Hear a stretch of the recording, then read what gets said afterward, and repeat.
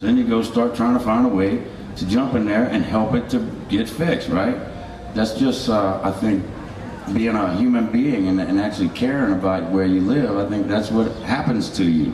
So you go find a way. Well, there really was no way to help. There was nobody with a door open to say, hey, come on in with your energy and bring it over here. We need you. Nobody's saying that. So I decided, might as well start an organization myself and open the door and let people come in and help. And that's what Voice of the Wetlands is really all about. It's all volunteers, it's all us. We're not affiliated or associated with any one entity or corporation or anything out there. It's people, but we open our doors to everybody. The only thing is, once you walk into the Voice of the Wetlands, everybody's equal. Everybody's the same, and everybody has the same opportunity to help. You know, nobody gets a bigger banner than the other guy, you know?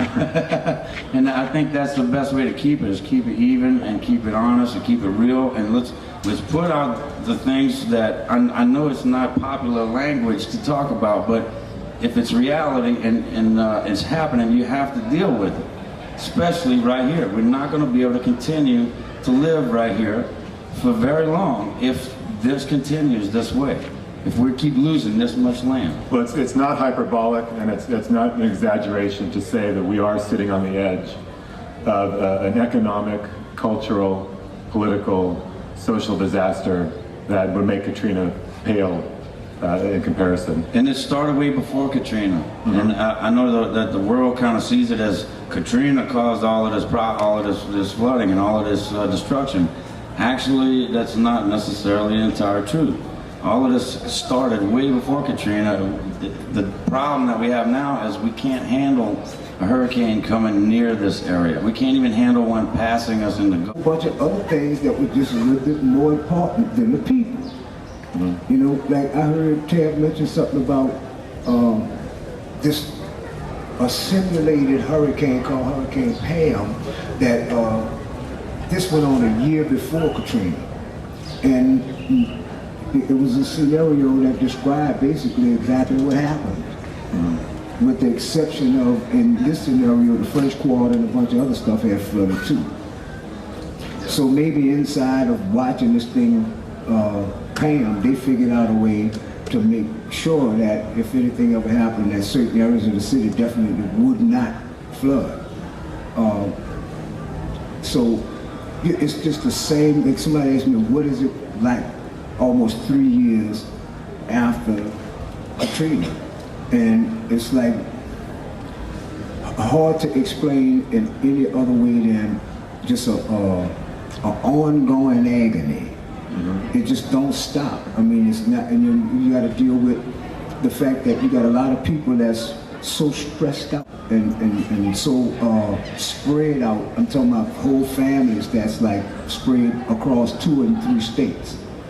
And those type of things, nobody is really putting no kind of emphasis on whatsoever, that there's no real recovery plan for people.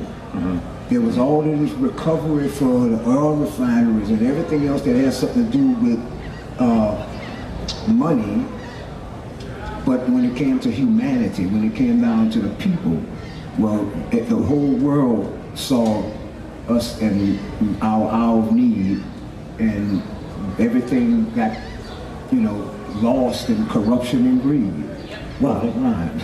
But anyway, that's the truth, and I mean, it's still happening. A very natural human response when, yeah, go ahead. A very natural response when facing this, when you went through the storm, the evacuation, is to fall into the despair of silence and depression. And when you see people from another country saying that, and I do interviews with people from other countries. I've done interviews with people from Germany and Japan and Australia. They know better what's happening here than the people 1 state away from here. I mean, that is real, and that is sad. And you know, that's un-American. I'm sorry, but you know, I believe that I'm as big a patriot as anybody, because I believe that the American way is your voice. The freedom of speech is not so that we can talk to each other, it's so we can talk to our government. because we decided that we were going to have a different form of government, a government where you could speak out against them and they wouldn't behead you. We decided we were going to do it differently. The people are going to be able to speak to the government and tell them what they think. We're not doing it. We're not exercising it. What are we really spreading around the rest of the world? If we're spreading democracy around the rest of the world, I don't think we're doing it right. Maybe we should exercise it first, and then go spread that around. You know, and right here in New Orleans, right here in South Louisiana, I mean, this is how strong I feel about this, y'all. And I know it sounds crazy and it sounds far-fetched, but it really isn't. The eyes of the world are on us. They're watching every move we make right now, and the next big move we make is going to determine the future and the entire history of our country as we built it. And the Katrina issue was a major step into the wrong direction for that next move. And the way that things were handled, everybody saw it. Everybody out there is still waiting to see what we're going to do about this. You know, the world is waiting to see what we're going to do about this. This is almost 3 years now. In August, it's going to be 3 years. What are we going to do about it?